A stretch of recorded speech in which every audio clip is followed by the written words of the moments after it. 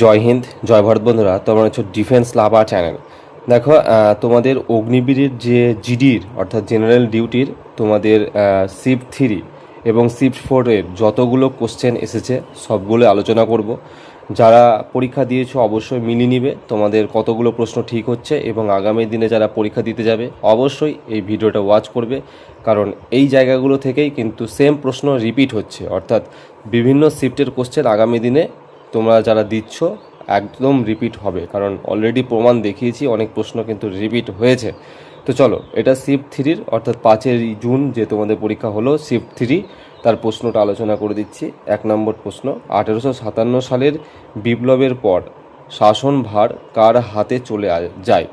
ওকে, তো এটা তোমাদের অপশানে দেখবে নিশ্চয়ই ব্রিটিশ কাউনের কাছে এই অপশানটা ছিল। তো এটাই কিন্তু তোমাদের সঠিক উত্তর হবে। ওকে, দেখো তোমাদের বলে দিই, শিফট 3 আর শিফট 4 এই তিনটেই কিন্তু সোলজার জিডির হয়েছে। ওকে, শিফট 1 আর শিফট 2 অলরেডি আমি ডিসকাস করে দিয়েছি। তো এই দুটো শুধুমাত্র জেনারেল ডিউটি এই ক্যাটাগরির জন্য আলোচনা করব। আর এই পুরো পিডিএফটা পাওয়ার জন্য আমার টেলিগ্রাম চ্যানেলে যুক্ত হবে, আমি দিয়ে দিচ্ছি, তোমরা রিভিশন করবে, এখান থেকে প্রশ্ন কমন পেয়ে যাবে।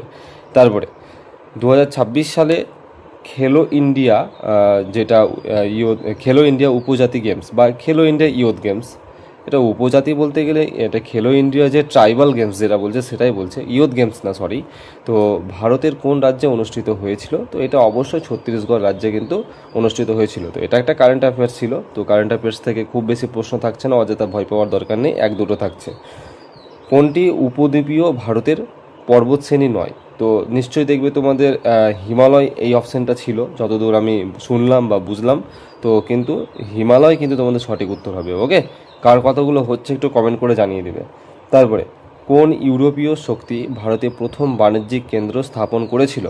তো অবশ্যই প্রথম যে ইউরোপীয় শক্তি যেটা ভারতে বাণিজ্যিক কেন্দ্র স্থাপন করেছিল সেটা হচ্ছে পর্তুগিজ। কারণ 1498 সালে কিন্তু পর্তুগিজ ভাস্কো দা গামা কিন্তু ভারতে প্রথম এসেছিল। তো এই প্রশ্নটা অলরেডিও কিন্তু রিপিট হয়েছে। ওকে, এই পর্তুগিজ ইউরোপীয় শক্তিটা। ওকে, তো দেখো যেই জায়গা থেকে প্রশ্ন আসছে, হয়তো সেই প্রশ্নটা না আসলেও কিন্তু সেই টপিক থেকে, সেই জায়গা থেকে কিন্তু প্রশ্ন আসছে। ওকে, সুতরাং আমার এই সব অ্যানালাইসিসগুলো করবে, দেখবে পরীক্ষা অবশ্যই ভালো হবে। ভারতের ইতিহাসে চরমপন্থী বা উগ্রবাদী যেটাকে আমরা বলি ভাবধারার যে প্রধান নেতা কে ছিলেন? তো অবশ্যই এটা কিন্তু বালগঙ্গাধর তিলককে বলা হয়। তিনি কিন্তু চরমপন্থী ছিলেন, নরমপন্থী দলের নেতা একদমই তিনি কিন্তু ছিলেন না। যেমন নরমপন্থী তো আমাদের গান্ধীজি ছিলেন। ওকে, 1999 সালে কার্গিল যুদ্ধের সময় ভারতীয় নৌসেনা কোন অপারেশন চালিয়েছিল? তো অবশ্যই যখন কার্গিলের যুদ্ধ হয়েছিল তখন অপারেশন তলোয়ার নামে একটা যে যুদ্ধ, যে অপারেশন তলোয়ার, সেই অপারেশন তলোয়ার নামে অপারেশন সেটা কিন্তু চালিয়েছিল। ওকে, তো এই প্রশ্নটাও কিন্তু রিপিট প্রশ্ন, এটা আমি কিন্তু অলরেডি ক্লাসে করিয়েছিলাম। তারপরে কোন দিনটিতে কৈবর্ত পথে জাতীয় পতাকা উড়ানো হয়েছিল? তো কৈবর্ত পথে কিন্তু 26শে জানুয়ারি এই দিনটাতেই কিন্তু জাতীয় পতাকাটা উড়ানো হয়েছিল। তারপরে 8 নম্বর প্রশ্ন কি বলছে, নগর নিগম যেটা আমাদের পৌরসভা বলি নগর নিগমকে, তো তার প্রধানকে কি বলা হয়? তো অবশ্যই তার প্রধানকে পৌরপিতা বলে থাকি আমরা। ওকে, বা মেয়র বলে থাকি অনেক সময়। হ্যাঁ, তো মেয়র বা পৌরপিতার মধ্যে যে কোনো একটা অপশন হয়তো তোমাদের ছিল, সেটাই কিন্তু সঠিক উত্তর হবে। ভারতীয় সংবিধানের অর্থাৎ আর্টিকেল নাম্বার যে 21, সেই 21-এর এতে অনুযায়ী কত বছর বয়সী শিশুদের জন্য বিনামূল্যে এবং বাধ্যতামূলক শিক্ষার অধিকার রয়েছে? তো অবশ্যই এটা আমি বারবার গলা ফাটিয়ে ফাটিয়ে প্রত্যেকটাই আমি এই প্রশ্নগুলো বলি, যে 6 থেকে 14 বছর যে শিশু তাদের কিন্তু বিনামূল্যে শিক্ষা কিন্তু এটা আর্টিকেল নাম্বার 21-এ বলা রয়েছে। ওকে, তারপরে প্রধানমন্ত্রী নরেন্দ্র মোদী 5,600 কোটি টাকা কোন রাজ্যে উন্নয়নের জন্য দিয়েছেন? তো অবশ্যই এটা তামিলনাড়ু রাজ্যের জন্য কিন্তু দিয়েছেন অনেকটাই টাকা, 5,600 কোটি টাকা তামিলনাড়ুর উন্নয়নের জন্য কিন্তু দিয়েছেন। তারপরে উপকূলীয় সমভূমির আকৃতি ও প্রকৃতি কেমন হয়? তো উপকূলীয় সমভূমির যে আকৃতি ও প্রকৃতিটা সেটা হচ্ছে অ্যালোভিয়াল সয়েল। ওকে, এটা একটা পলি মাটি দ্বারা হয়। উপকূলীয় সমভূমিতে প্রত্যেকটা ম্যাক্সিমাম মাটি কিন্তু সব অ্যালোভিয়াল সয়েল। ওকে, তারপরে প্রস্তাবনায় সামাজিক, অর্থনৈতিক ও রাজনৈতিক কিসের কথা বলা হয়েছে?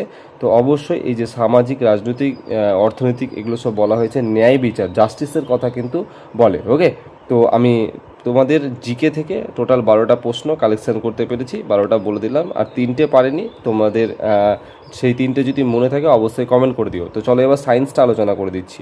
তারপরে দেখছো কি যে দুধে কোন শর্করা থাকে, তো অবশ্যই দুধে ল্যাকটোজ থাকে। সায়েন্সে আশা করছো পেরেছি, মানে তোমরা এগুলো পেরেছো। আমার সায়েন্সটা কমন হুবহু তোমাদের এখান থেকে আছে, আমি যতটা অ্যানালাইসিস করলাম, প্লাস জিকেটাও আছে। ওকে, জিকে কিছু প্রশ্ন আছে যেগুলো একটু না পড়ার মতন, বাট খুব একটা কঠিন নেই। দুধ টক হওয়ার পিছনে দায়ী কোন ব্যাকটেরিয়া, তো অবশ্যই দুধ যে টক হওয়ার কারণে যে ব্যাকটেরিয়াটা দায়ী সেটা হচ্ছে ল্যাক্টোব্যাসিলাস ব্যাকটেরিয়া। ওকে, এটাই কিন্তু মূল কারণ। তারপরে বায়ুমণ্ডলীয় চাপ বলতে কি বোঝায়, তো অবশ্যই পৃথিবীর বায়ুমণ্ডলে উপস্থিত বায়ুসমূহের যে চাপ সেটাকেই আমরা কিন্তু বোঝাই। তো অপশানে কীভাবে ছিল, তো কারো মনে থাকলে অবশ্যই কমেন্ট করবে। কারখানার আম্লীয় বা অ্যাসিডিক বর্জ্যকে প্রশমিত করার জন্য কি মেশানো হয়, তো অবশ্যই যে এটাকে প্রশমিত করার জন্য কলি চুন বা শমিত চুন কিন্তু মেশানো হয়ে থাকে স্যার। ওকে, তারপরে শ্বাস নেওয়ার পর ফুসফুসে পৌঁছানোর আগে বাতাস বাতাস থেকে কোথা দিয়ে আসে। ওকে, অর্থাৎ এই যে আমরা শ্বাস নেওয়ার পর ফুসফুসে পৌঁছানোর আগে বাতাসটা কোথা দিয়ে আসে, তো সব থেকে আগে কিন্তু আসে আমাদের শ্বাসনালী থেকে আসে। ওকে, সময়ের একক কি, সময়ের একক তো সেকেন্ড। এটা কিন্তু এগুলো সহজ প্রশ্ন।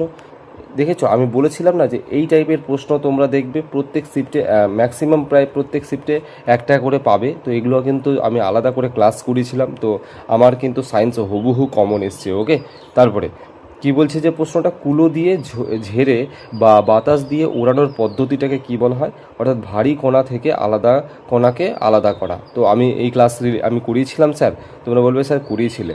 ওকে, তাহলে বুঝতে পারছো যে আমার সাজেশন কীরকম কাজ করে। হ্যাঁ, তো আমাকে এই জন্যে সাজেশন কিং বলা হয়। তারপরে জল কিসের কারণে বরফ হয়ে যায়, তো অবশ্যই ফ্রিজিং বা হিমাঙ্ক এই এর কারণে কিন্তু কি বরফ গলে কিন্তু জল হয়ে যায়। তারপরে কি বলছে যে উদ্ভিদের পত্ররন্ধ্র বন্ধ বা নিষ্ক্রিয় হয়ে গেলে কি ঘটবে, তো অবশ্যই এটা কিভাবে তোমাদের অপশান ছিল জানি না, কিন্তু পুরো প্রসেসটা আমি বলছি যে গ্যাসীয় আদান প্রদান প্রথমত বন্ধ হবে, অক্সিজেনের ঘাটতি কমবে এবং গাছটি শুকিয়ে যাবে। ওকে, তো কিভাবে ছিল এরকম টাইপের যদি কিছু অপশান থেকে থাকে, এটা পুরোটা উত্তর বললাম, পুরো কনসেপ্টটা, তো এইভাবে কিছু রিলেটেড তোমাদের ছিল, সেটাই উত্তর হবে। নিচের কোনগুলি কি বলছে সুপ্রভ বলতে গেলে যেটা হচ্ছে দীপ্তিমান বস্তু। ওকে, লুমিনিয়াস অবজেক্ট, তো সূর্য, বাল্ব, তারা, এগুলো, তো কোনটা ছিল অপশান সেটাই উত্তর হবে এগুলোর মধ্যে যদি একটা থেকে থাকে। গ্রোথ হরমোন বা যেটাকে বলি গ্রোথ হরমোন বলি, বৃদ্ধি, যে হরমোনটা খুব দ্রুত বেড়ে ওঠে, তো শিশুদের কি হতে সাহায্য করে, এটা প্রাপ্তবয়স্ক হতে সাহায্য করে, অ্যাডাল্ট হতে। যত বেশি গ্রোথ হরমোন খরিত হবে তত বেশি অ্যাডাল্ট হবে। তারপরে পেশি মজবুত করা, শরীর গঠন অথবা মৃত কোষ ও কলার মেরামতের জন্য কোনটি প্রয়োজন, তো অবশ্যই সেটা কিন্তু প্রোটিন প্রয়োজন। তো আমি তোমাদের সায়েন্স থেকেও 12টা প্রশ্ন আলোচনা করে দিলাম, অর্থাৎ 12 টোটাল 24টা প্রশ্ন কিন্তু শিফট 3 কিন্তু আলোচনা করে দিলাম। এবার হচ্ছে শিফট ফোরের কিন্তু এবার আমরা প্রথমে আলোচনা করব জিকেটা নিয়ে স্যার। ওকে, জিকেটা নিয়ে আলোচনা করছি যে কার বিরোধিতায় স্বদেশী আন্দোলন শুরু হয়েছিল, তো অবশ্যই কিন্তু এটা বঙ্গভঙ্গর জন্যই কিন্তু স্বদেশী আন্দোলন হয়েছিল। তারপরে নীলগিরি পর্বতমালা ভারতের কোন রাজ্যে অবস্থিত, তো অবশ্যই নীলগিরি পর্বতমালা এটা তামিলনাড়ু রাজ্যে কিন্তু রয়েছে। 3 নম্বর প্রশ্ন যেটা তোমাদের এসছিল, আইসিসি ওয়ানডে যেটা ওম্যান র্যাঙ্কিংয়ে প্রথম স্থান কে করেছে, অবশ্য স্মৃতি মান্দানা আইসিসি র্যাঙ্কিংয়ে। এটা আমার কারেন্ট অ্যাফেয়ার্সে বলা ছিল। পঞ্চায়েতের জন্য নির্বাচন কে পরিচালনা করে, অবশ্যই রাজ্য নির্বাচন কমিশন, তারাই কিন্তু পঞ্চায়েতের জন্য নির্বাচন পরিচালনা করে। এটা পঞ্চায়েত বলেছে, অর্থাৎ পঞ্চায়েত তো রাজ্যের মধ্যেই পড়ে, তো রাজ্যই করবে, এটা কিন্তু আমাদের সেন্ট্রাল গভর্নমেন্ট করবে না। ওকে, তারপরে 243-এর জি অনুচ্ছেদে কিসের সাথে সম্পর্কিত, অবশ্যই পঞ্চায়েতের যে ক্ষমতা সেই ক্ষমতার সাথে যুক্ত। তো এটা কিন্তু একটু টাফ, একটু ডিবেট দিয়েছে, এটা আর্টিকেল থেকে একটু ভিতরে চলে গেছে, তো এই প্রশ্নটা অনেকে পারবে না। তো যারা পঞ্চায়েতের ক্ষমতা করে এসছো, যদি আনজাদেও করে এসে থাকো, তাহলে কিন্তু এটাই সঠিক উত্তর হবে। তারপরে ব্যাক টু ব্যাক এই জায়গা থেকে আরও একটা প্রশ্ন এসছে যে 243-এর এই অনুচ্ছেদ কিসের সাথে সম্পর্কিত, এটা গ্রাম সভা গঠন ও তার অধিকার নিয়ে কিন্তু গঠিত। তো এই দুটো প্রশ্ন কিন্তু অনেককে ফাঁসাবে। তারপরে কি বলছে 2026 সালের যে ওয়ার্ল্ড প্যারা অ্যাথলেটিক গ্র্যান্ড প্রিক্স কোথায় আয়োজিত হবে, তো অবশ্যই এটা কিন্তু নিউ দিল্লিতে আয়োজিত হবে। নৌবাহিনীর সদর দপ্তর কোথায়? তো অবশ্যই নৌবাহিনীর সদর দপ্তর কিন্তু দিল্লি। এটা কিন্তু অলরেডি এই নৌবাহিনীর সদর দপ্তর তোমাদের 1 তারিখ না 2 তারিখ যে পরীক্ষা হয়েছে সেখানে কিন্তু এসেছিল। তারপরে উৎপাদন কণা যেটা হচ্ছে সমলা বা যেটা হচ্ছে প্রোডাক্টিভিটি কনক্লেভ 2026-এর থিম কী ছিল? তো অবশ্যই এর যে মূল থিমটা ছিল যেটা হচ্ছে MSME, ওকে, এটাই ছিল মূল থিম, যেটা হচ্ছে ক্লাস্টার বা গুচ্ছ উন্নয়ন জ্বালানি হিসেবে MSSE এর উৎপাদনশীলতা সর্বোচ্চ করা, ওকে। তো এটাই কিন্তু মূল থিম ছিল।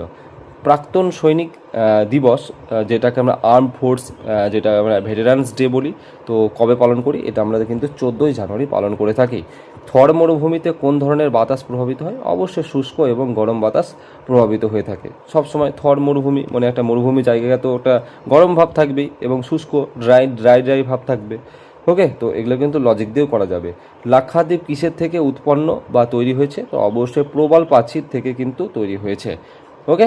তারপরে আন্দামান নিকোবরে বৃষ্টিপাত হওয়ার প্রধান কারণ কি? তো অবশ্যই বিষুবরেখা বা নিরক্ষরেখার কাছাকাছি অবস্থিত বলেই তার জন্য কিন্তু বৃষ্টিপাত বেশি হবে। যত বেশি বিষুবরেখা বা নিরক্ষরেখার কাছে যেগুলো বেশি অবস্থান করবে সেখানে বৃষ্টিপাতের পরিমাণ তত বেশি হবে। তো এটাই মূল কারণ থাকবে। তো জিকে থেকে টোটাল 13টা প্রশ্ন কালেকশন করেছি, আর 2টো পারেনি।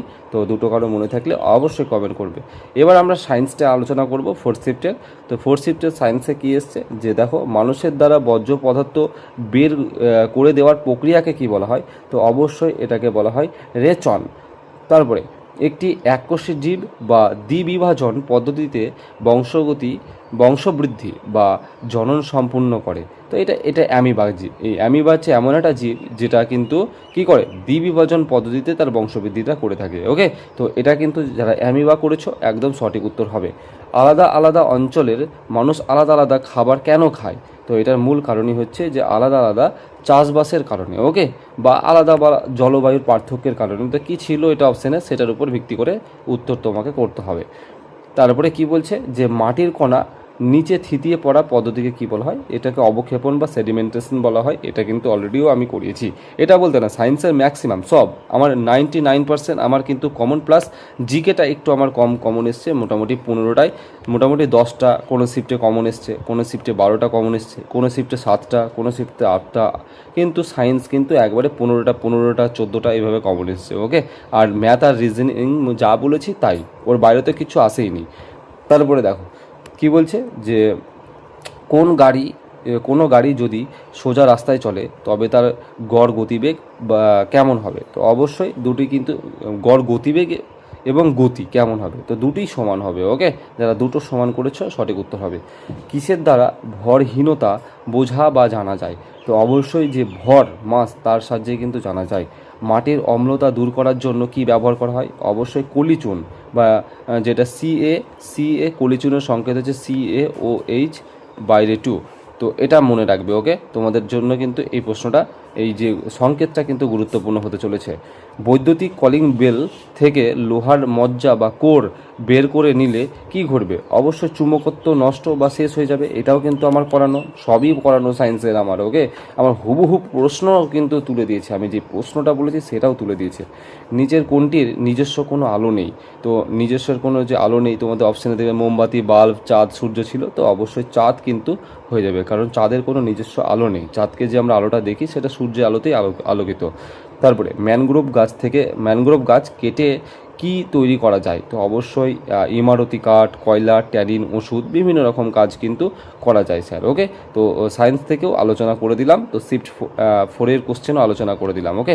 তো আজকের তোমরা কোশ্চেন অ্যানালাইসিসের জন্য তোমরা ওয়েট করো, ঠিক পেয়ে যাবে। জয় হিন্দ।